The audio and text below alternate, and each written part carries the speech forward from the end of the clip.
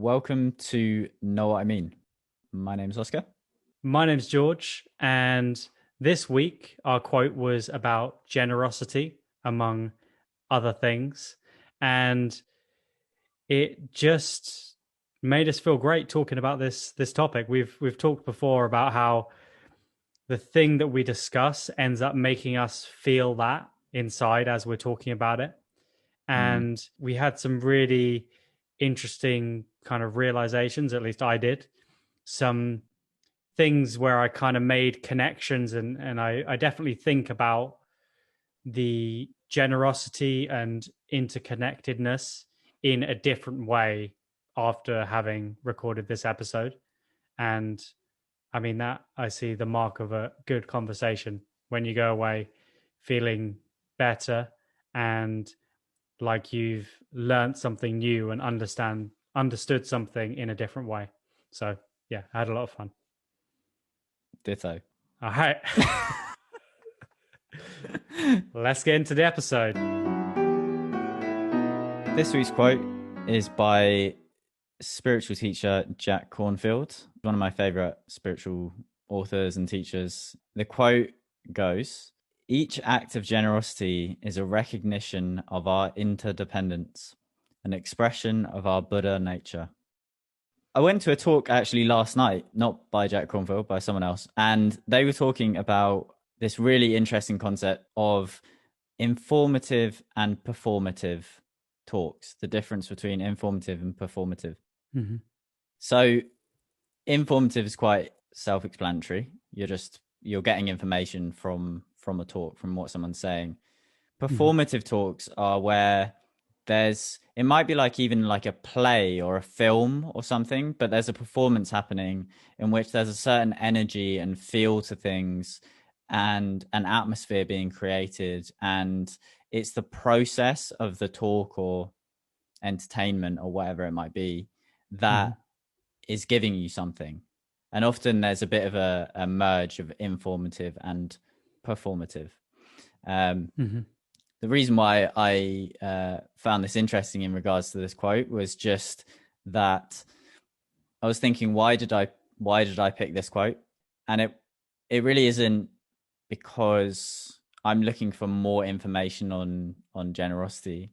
It's just because when we pick quotes like this before, where we really like home in on a positive quality, the performative aspect, the experiential aspect, I just love that. It's so enjoyable to dance around these topics and really get into them, and then just let the conversation transform how I'm feeling and how you're feeling, and hopefully listeners are feeling too.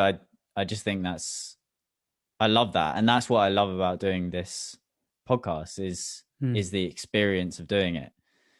So it really was just because I wanted to talk about generosity. Yeah. So what Rather were your a thoughts? Selfish motive, if I may say so. I just want to feel good. Well, I'm glad you picked it because I wanted you to feel good.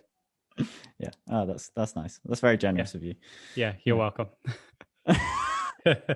So the first thing that struck me about this quote was the word interdependence, because I've heard that is kind of used in psychology quite often.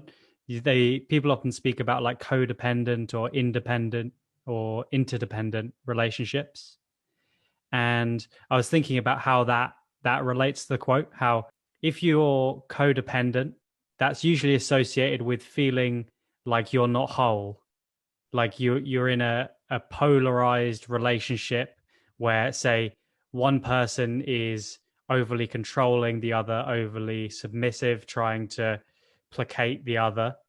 And you end up in these tumultuous relationships where neither party feels that they are complete in themselves. They embody one characteristic and their partner will embody the opposite characteristic, and they'll kind of dance like that and complete each other. And the idea behind an interdependent relationship is where you're both whole. You can both embody dominance and submission within yourself, or all these different sorts of traits within yourself. And because you're able to do that, you can feel whole and you can connect with another whole person. And that is supposedly the highest ideal for a relationship. Relationship can be used quite broadly rather than just an intimate relationship between two people. It can be friendships and how you relate to the world in general, of feeling like you're whole and that these other people around you are whole and that you can relate to them and want to be generous towards them. Whereas on the codependent side, that's more like if you're giving a gift to someone, say as a codependent person, it's like a gift with an expectation that's kind of built into it because you're not whole. You feel like you need something else from the other person. So you're like, let me give you this, but I want you to do this in return. Even if you don't say it, even if you don't ever get it, but you just hold a resentment against this person because you feel like you've given them things and they haven't given them back to you. Whatever it is, I think that's really the difference between a codependent kind act versus a truly generous act, which is realizing that you're whole, you don't need something from the other person, but you want to share with that person. And I think that's a beautiful way to live if you can move towards that ideal as much as possible. Do you think that it would constitute generosity then? Do you think that generosity is an intention, or is it something that comes from within, or is it something that can be perceived? I think often acts are seen as generous, and we talk about things on a surface level quite often of like, oh, that was a kind thing to do, that was generous, that was nice of them. But there is also the level of intent behind them. You know, someone can do something for you, but you don't feel comfortable because you feel like they want something in return. Even though the act could be on paper generous, it doesn't feel generous. So I think there's kind of two separate things. I feel like there should be a different word. You could say something generous and true generosity or whatever, but it would be useful to have a word for the physical action versus the feeling, because they can be uncoupled. They're not always the good feeling behind generosity and the feeling of connection and giving to another human isn't necessarily there when a gift is exchanged. Yeah.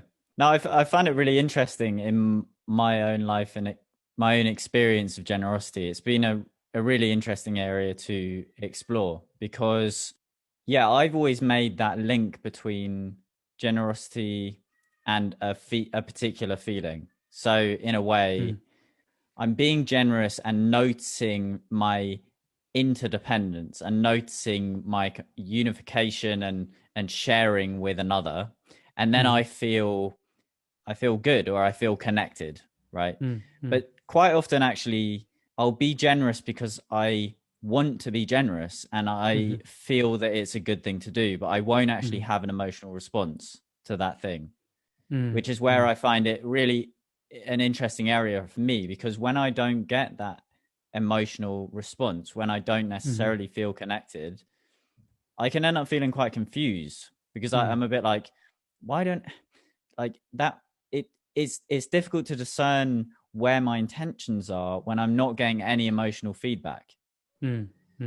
Is really authentic generosity, does that always come coupled with a certain feeling of connection with people? Or can there be intention there without that feeling? Because it's not something I always feel. So yeah, you can kind of have a moral code of what is right, like what is the right thing to do in a situation. And you could do that either doing the right thing and feeling like happy and feeling joyous that you're doing the right thing, or you could be like kind of neutral, or you could be resenting the fact that you're having to do this nice thing because it's polite or expected or whatever it is.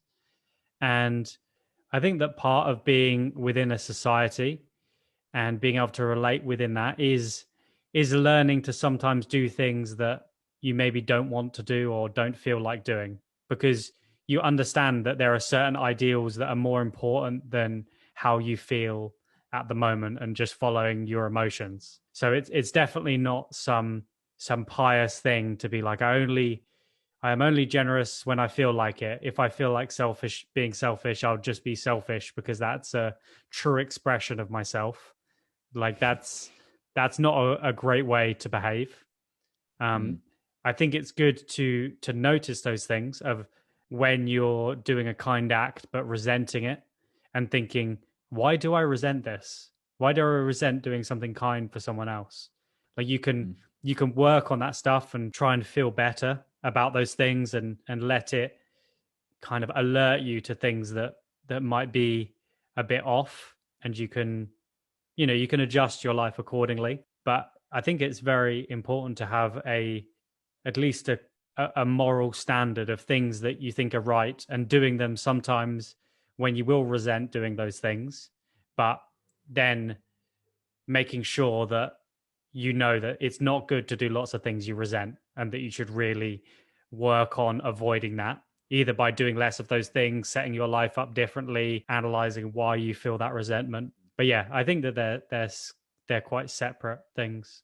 Yeah, no, definitely I definitely feel like I have an ideal or like a set standard of that I have an intention to be a generous person. I want to be open and giving towards people, and that sits above whatever I'm feeling at that time. It was just interesting. I was chatting to my friend Tom, and it was just like he often finds that through committing to being generous, that becomes in itself is a catalyst for feeling connected to people. So he very, very often will, even when he doesn't initially feel like being generous, he'll give, and then he'll feel connected, and that will be sort of something that connects him with other people. And I just found it interesting that that's not, well, it's my experience some of the time, but definitely not all of the time. And it just connected in with this other thing, which I thought of with this quote, which was that I think there are two ways that you can come at generosity, particularly in regards to, I guess, like a spiritual practice or wanting to develop as a person. So one is recognizing yourself to be in union with others. So actually reflecting on the lack of separation between, this might be a inquiry or reflection or meditation or whatever it might be, but basically you're reflecting on, I'm not actually set. It's kind of like what we were talking about last week or the week before last when we were doing that meditation, and really reflecting on the separation that I perceive is illusionary. It's not fundamentally true.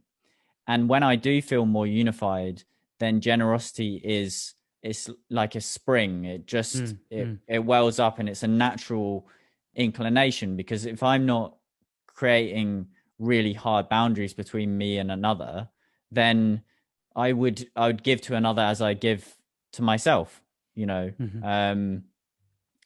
I'd say that's one way of looking at it. And then the other way is coming from the other side, is generosity as a practice does erode the separation between me and others. So it's the other end. It's that actually you choose to be generous because the act of generosity helps to loosen that boundary between yourself and others. So it's actually very helpful to be generous because you're going beyond yourself, and you're going beyond your ego, and you're reaching out to someone else deliberately, and you might not feel like doing it, but when you do that, you are saying, this is what I'm committing to in some way. I'm committing to a life of interdependence. So I just found it interesting with those two perspectives on it. Yeah, it's like the more that you're generous, the more you feel connected. And the more you feel connected, the more you're generous. Like the two things are connected. Yeah, smooth. Could you explain what's meant by Buddha nature as our resident Buddhist? So Buddha nature, as far as I understand it, is the potential in all of us to become enlightened. So it's like the potential of an acorn to become an oak, the potential within all of us. as human beings to wake up from separation.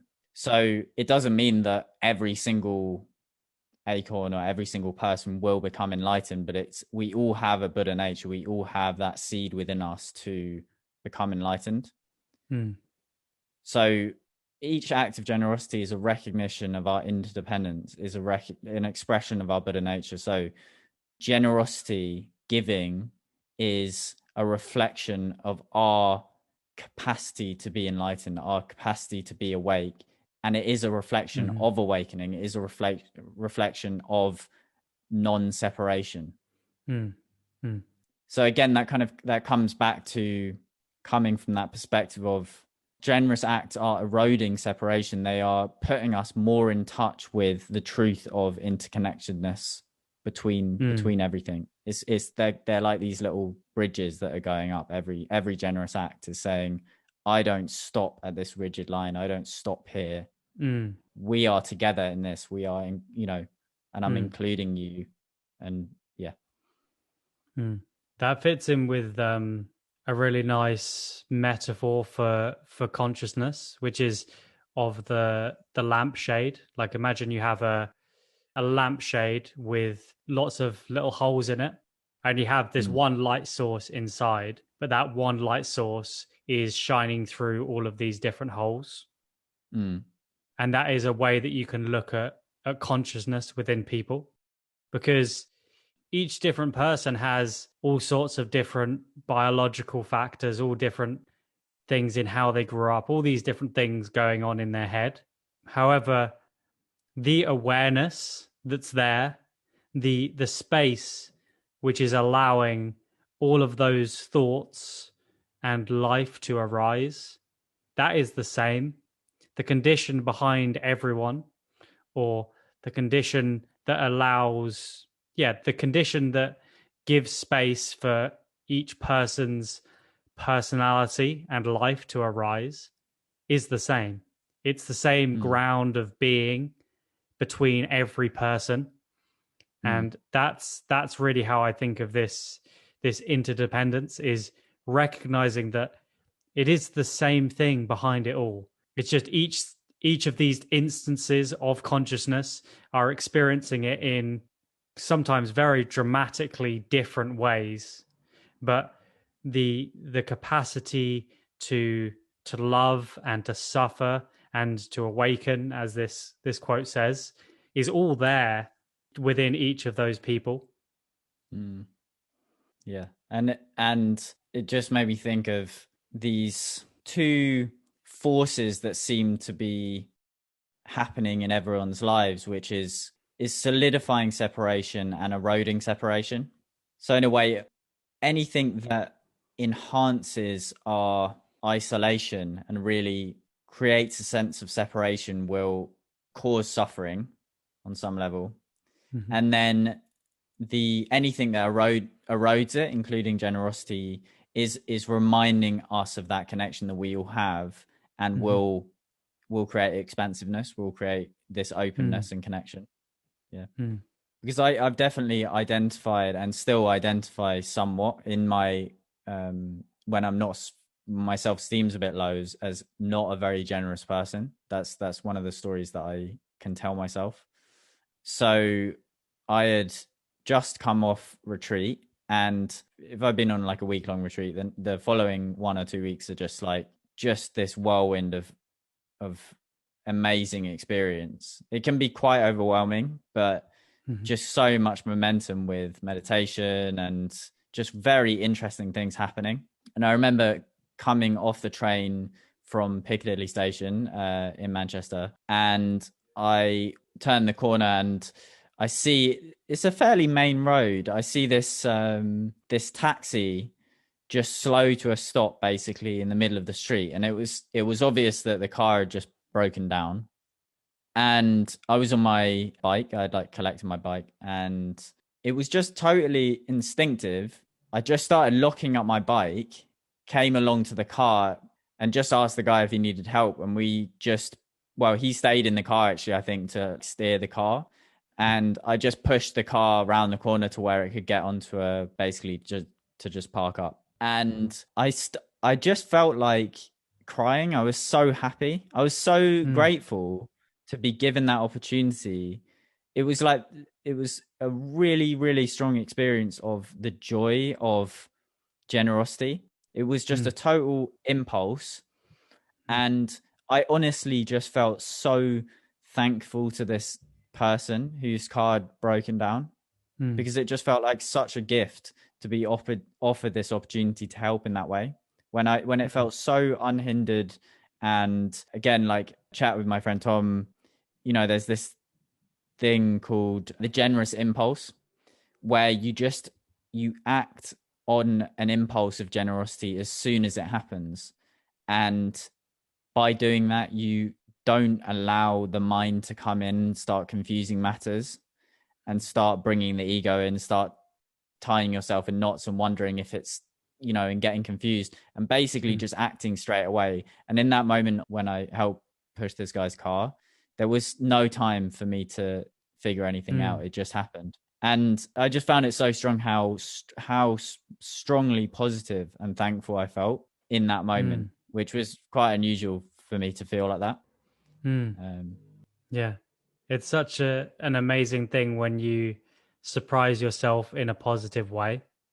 yeah, Like you do something, you're like, whoa, I'm I'm a better person than I thought. yeah. Like I would have thought I would have just kept cycling, but I didn't. Yeah, it really does kind of feel like a moment of grace when that happens and just feel like, wow, that was beautiful. Mm, Yeah.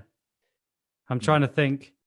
I feel like I must have done I must have done some nice things on the spur of the moment. Like as I'm listening to you, I can really relate to it and I feel like there must have been.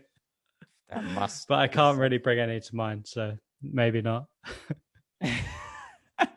Well, this actually brings me on to another point, and which is that I've always had a view of generosity as Hmm. being quite binary. Like there's certain things that are generous acts, and this has been Hmm. changing for me more recently. But I've always associated like volunteering, charity work, Hmm. that classic societal, like I'm gonna help people, Hmm. calculated, like integrated into your life. You just do this thing weekly where you go to a Hmm. food bank or whatever, and that makes you a generous person. And Hmm.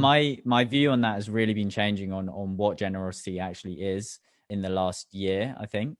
And I was just thinking of what constitutes generosity. So like I think it's just when you're going beyond yourself to help or give to other people. So like Hmm. for example, like you can be chatting to someone and it's clear that this person is getting a lot more from the conversation in terms of you're helping them with something Hmm. much more than they're helping you, that they need Hmm. your help with something, they need your support with something, and you're there to listen, or you're there Hmm. to give advice if they want that, or whatever Hmm. it might be. And you can feel in the moment you're like, my selfish self would totally want to just vacate this Hmm. because it's not doing anything for my ego. I could be doing other things for my ego. I'm not doing that right Hmm. now. I'm here listening to you, right?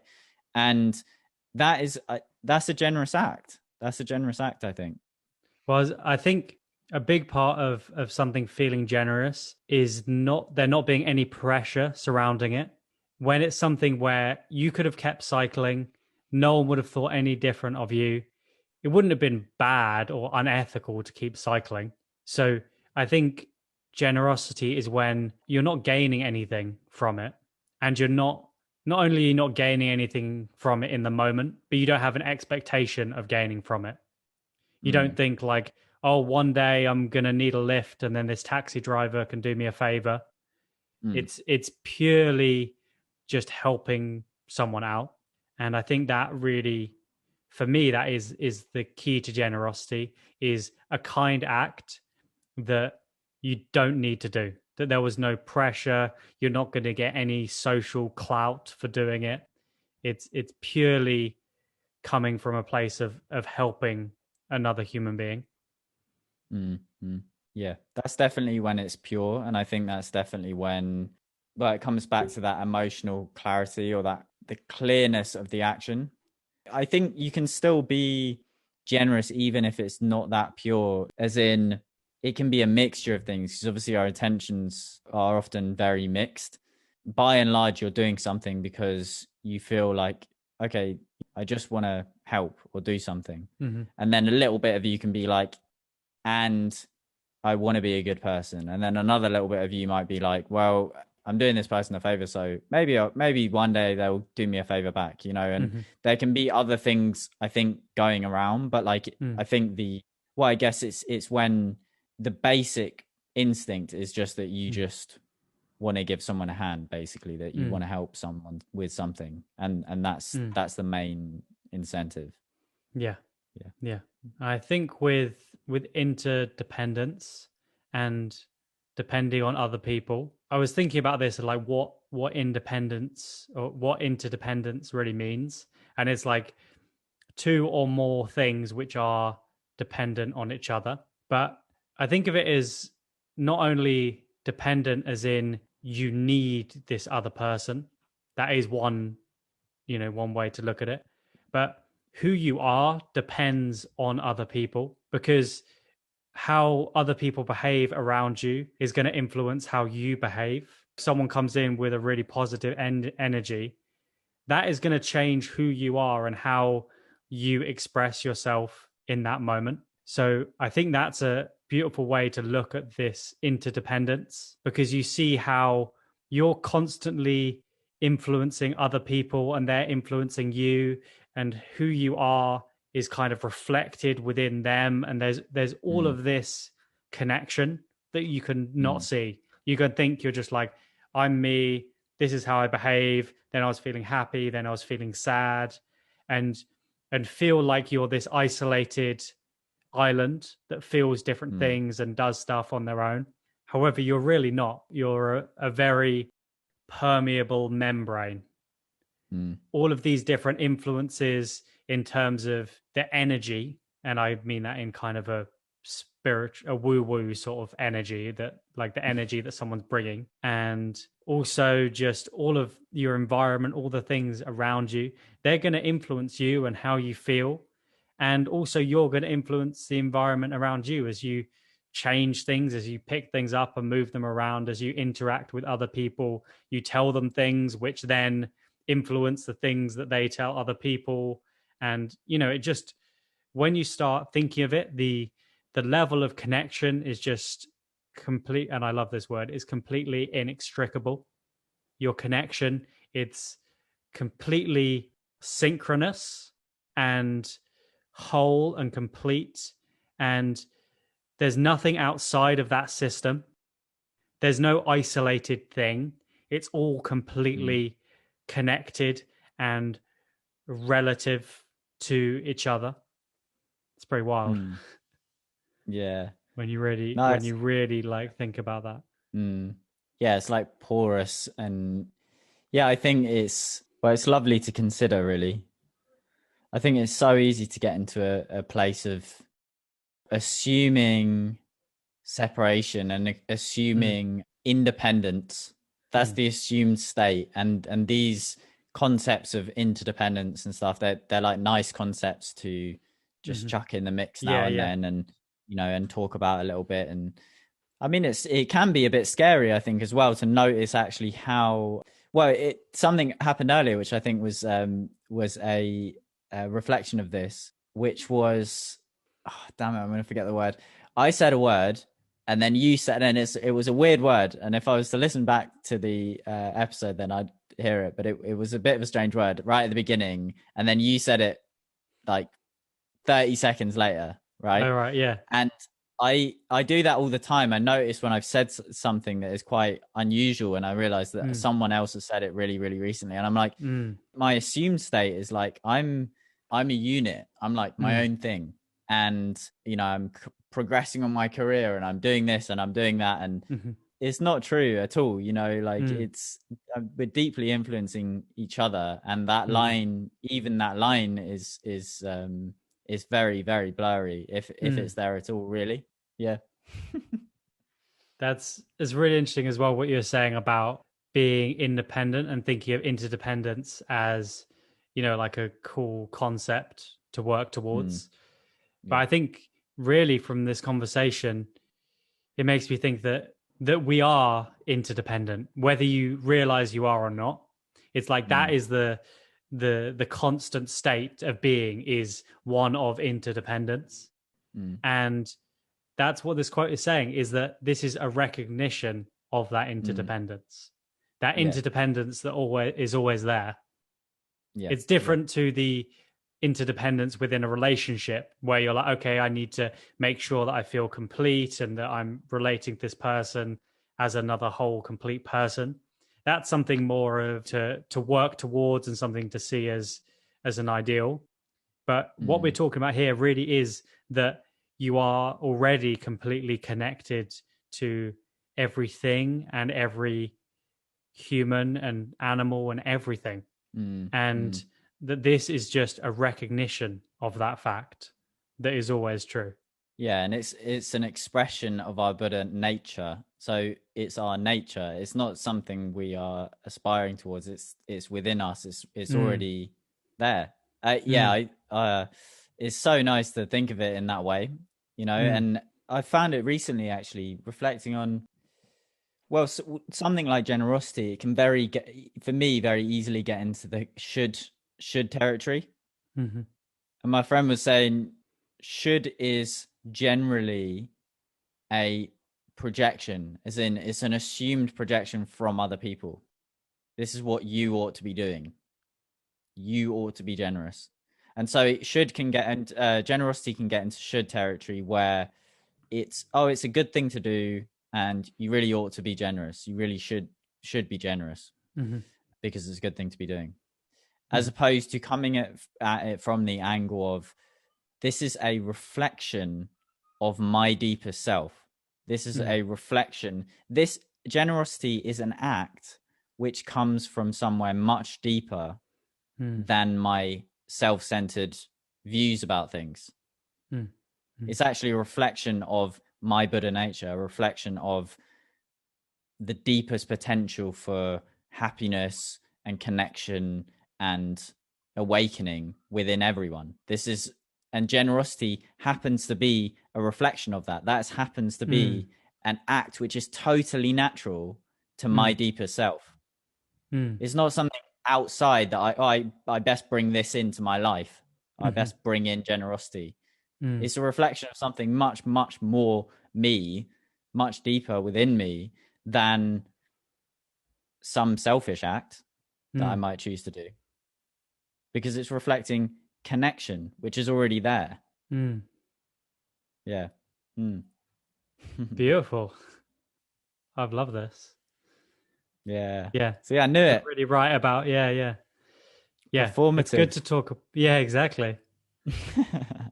I've got a cool quote for next week as well that I'm excited to do. But I think, do you want to say a few bits first? I do.